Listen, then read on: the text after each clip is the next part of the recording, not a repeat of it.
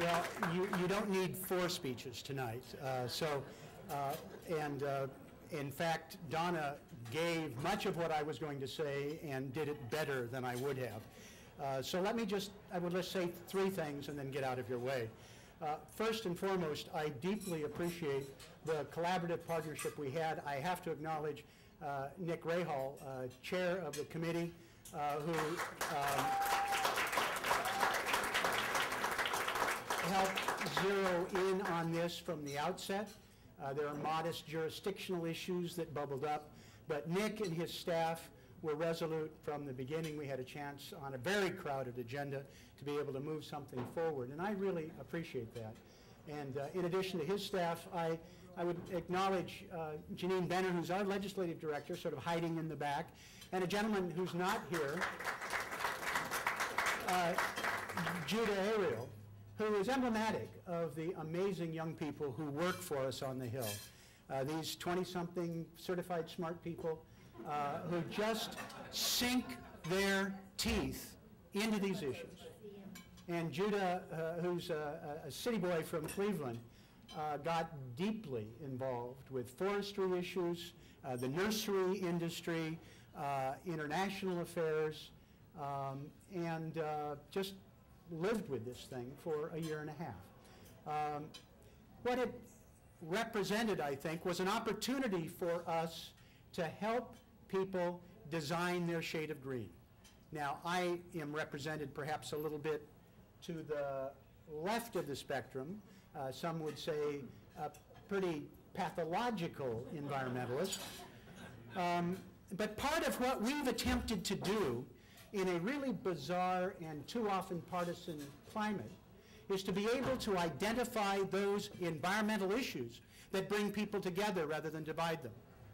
Something that we were able to do 2 sessions ago with Chairman Hyde, with Bill Frist, with Harry Reid, was our International Water for the Poor Act that really united a broad cross-section.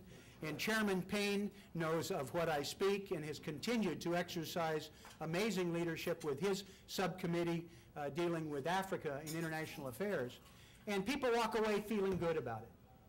It saves money. It helps people internationally. And I think this is an example. For me, it started with my kids. I've got one daughter who's a Peace Corps volunteer in Mozambique. And illegal logging was the master's degree thesis that my son wrote after working several years overseas in Asia about illegal logging. And it was kind of, gee, Dad, why do you let this happen? And you know, after dealing with people in the industry, organized labor, the environmental community, international NGOs, there was no reason to not be able to bring together this coalition. Because as Ann mentioned, it's costing over $1 billion in lost sales to cheaters. And Americans who play by the rules have to depress their prices. It is having a pernicious effect. And some of you who've traveled, particularly in East Asia, in Indonesia, the corruption that is involved there, involving violence and intimidation, it undermines the ability of emerging democracies to be able to operate. It cheats them out of revenues, and it saps the strength out of their emerging governmental process. This gave us an opportunity to involve the NGO community that isn't always working shoulder to shoulder with business, and they don't always feel that business is working shoulder to shoulder with them. But we were able to chart a path that was a win-win-win. The extension of the Lacey Act, working with people's objections, real and imagined, made a huge difference. And we have legislation that at the end of the day was just a jurisdictional arm wrestling match, not dealing with the substance of it. And the Bush administration, Department of Justice, Department of State was helpful in this regard and fashioned again part of that process. Why it is important is not only is it going to make a difference in terms of the devastation of illegal logging, it's going to help position American retailers as well as people in the forest products industry with a population that cares deeply about sustainability. It's a marketing advantage, and it is a global imperative. We're moving into the next session no matter who is president.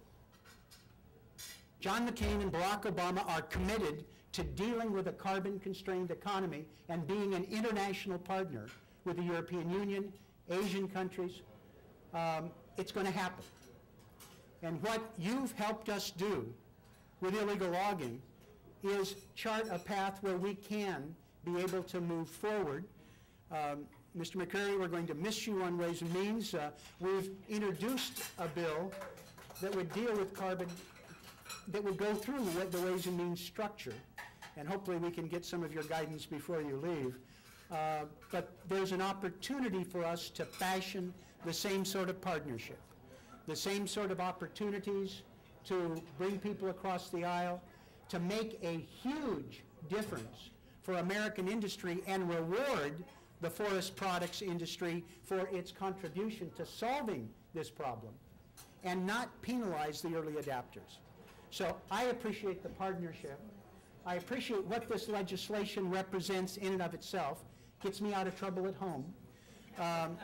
But because I think it is setting in motion a process that will help us deal with this massive project that both candidates for president are committed to, albeit, as Ranking Member Sensenbrenner knows, on our Global Warming Committee, slightly different approaches, but committed to the ultimate objective. So thank you for the work that you've done, and I look forward to a partnership with you on an even more important issue as we take it to the next level.